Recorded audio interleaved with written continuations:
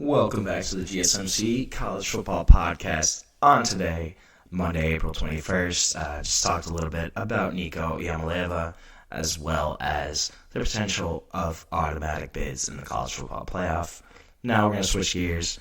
We're going to do another season preview, and this time we're going to talk about the Cincinnati Bearcats. So, obviously, Cincinnati had a rough season last year, went 5-7 overall, 3 in conference, 3-6 in Big 12 conference play. So not a great season. This is going to be year 3, I believe, under head coach Scott Satterfield, who took over after Luke Fickell left for Wisconsin. Going to be a couple key storylines here. So one of the big pieces is Cincinnati's completely revamping their special teams unit. Did not have great special teams last season, just across the board. So they're getting everybody out, bringing in new punter, new kicker, new returners, everything. Max Fletcher, he's going to take back over as the punter. He had 2023, he punted, but did not punt last season. So going to take back over there. Steven Rusnak is going to be, they brought in at kicker, transferred from Charlotte. He was actually perfect on field goals last season in 2024, so we'll see if he can carry that over into the Big 12 this season. Kerry Coombs, he's gone, longtime coordinator there, so this can be a big change just overall on how that unit kind of works.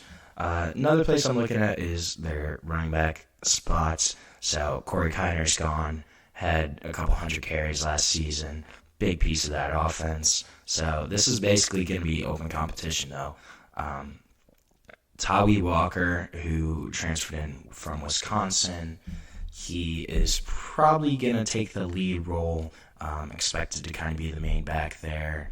Chance Williams will also be in contention. And then there's Evan Pryor. Evan Pryor's really explosive player. Averaged 7.5 yards per carry last season. The only thing to look at with Pryor is he's really got a small frame, slight frame. So they kind of want to utilize him while still, giving him a decent workload, but not overloading him, not getting him hurt. That's going to be kind of interesting to see how they utilize Evan Pryor, because he obviously has the talent, has the ability to make some big plays, just explosive player for the Bearcats. He's going to be a guy that they're going to have to try to work around limitations, but when he's on the field, that's an exciting guy to watch. Also brought in a couple different coaches, Brad Glenn, Tyson Veit, just changed up their coaching staff a little bit, not a ton, but this is going to be an interesting spot. Restructuring their offensive line a little bit. So center Gavin Gerhardt, he's there. He's almost a coach for Cincinnati. Really a veteran leader on that offensive line. Has been there for 4 or 5 years now and has started, for the most part, pretty much that entire time. Be a kid that's really going to be a leader on that offensive line. They also brought in Terrence Tayo. He's Ball State transfer.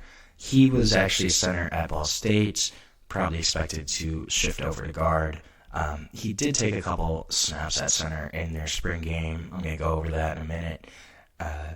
Left guard, it's also kind of contested right now. Evan Tangisdal, as well as Jake Wheelock, they're both kind of in contention there. DeAndre Buford, he's still in the mix at tackle as well. Had some struggles over the past season, but still a name to look at there. Spring game wise, this was really interesting. They had their spring game last weekend. Defense really looked strong, outperforming the offense. Brendan Sorsby, who is the starting quarterback for Cincinnati, going to be their starter again in 2025. He had 3 drives, did not lead the offense on a scoring drive on any of them. So this is clearly a defensive-led team at this point in their offseason, in their training regimen. The defense is leading the way right now for that unit. DN Rob Jackson, he had a tackle for loss. Daniel James broke up a pass. Tatum Barnes also had a pick and second pick of that week. But this is going to be a team, a unit that's going to be a little bit better, I think, than people realize. The backup quarterback, Brady Lichtenberg, he looked pretty good, actually. Had a touchdown pass to Jeff Caldwell. Chance Williams, also, who's probably going to be that third back, but, could potentially be more of a number 2 back. He had a 45-yard touchdown run. And the new kicker, actually, Steven Rusnak, had multiple kicks beyond 45 yards that he drilled, hopefully bringing a little stability to that position. But this is going to be a really interesting group. Had a tough season last year.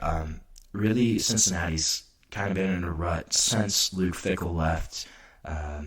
Has just in terms of players, in terms of kind of the scheme, as well as they jumped up to the Big 12 during that time. So, you have the transition time, and then you add in that time where you're in a brand new conference, you're in a power conference.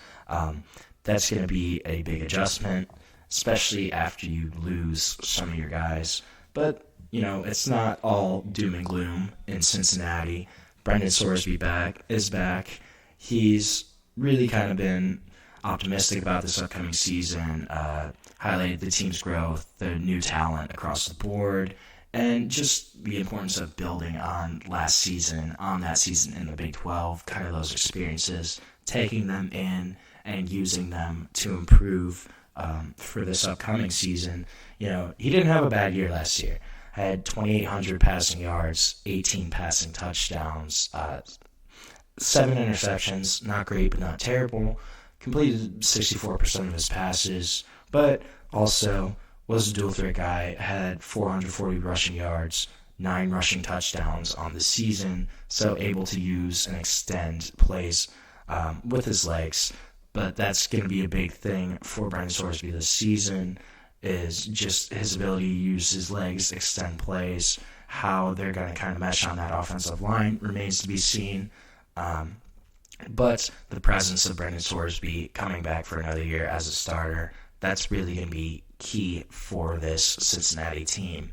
Gavin Gerhardt also kind of talked about he's got an extra year of eligibility this season, and he's really kind of said he's using it to mentor younger players, strengthen the cohesion across the offensive line, and that's going to be what he's going to do. He's going to be the anchor of that O-line. Everything's going to kind of move through him.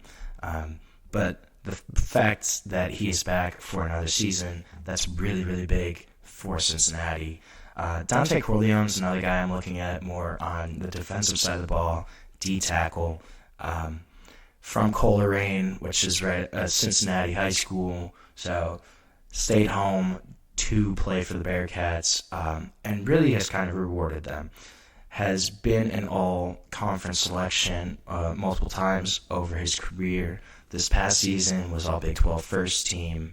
Honestly, did not have as great of a season statistically in 2024 as he had in 2022 or 3, but still really strong performer. 26 total tackles, 3.5 sacks. Guy's got over 100 tackles on his career as a defensive tackle, which is really impressive. But that's going to be a main guy to look at for that defense there. And right in the middle, the anchors of these lines are right in the middle of them for Cincinnati. And Gavin Gerhardt and Dante Corleone, another guy that's really going to be key for Cincinnati this season. Another local product from Archbishop Moeller, his tight end Joe Royer.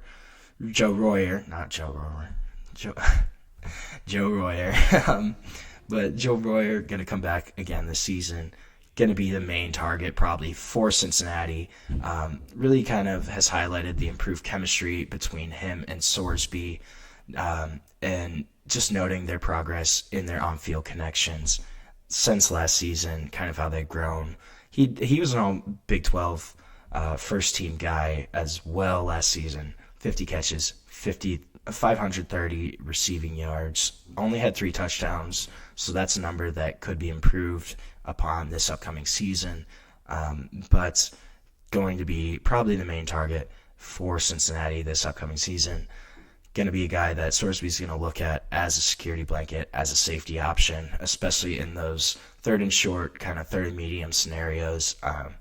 Joe Royer, going to be a guy to watch for Cincinnati. Looking at their schedule, they open the season with Nebraska, which is kind of interesting. Obviously, a non-conference matchup.